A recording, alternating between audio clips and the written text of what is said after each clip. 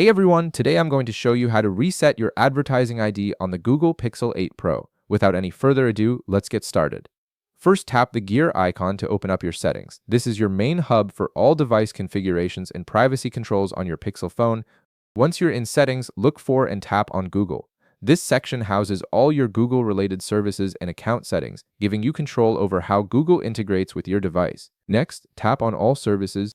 This opens up a comprehensive list of every Google service connected to your phone, from ads to location services.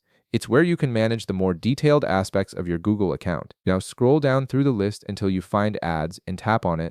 This section specifically controls how advertisements are personalized for you based on your activity.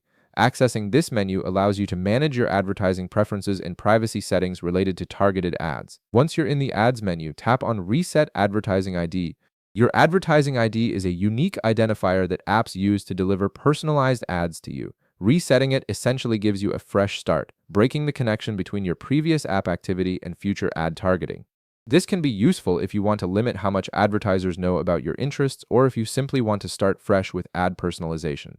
After you tap Reset, a confirmation message will appear on your screen. This is a safety measure to ensure you actually want to proceed with the reset.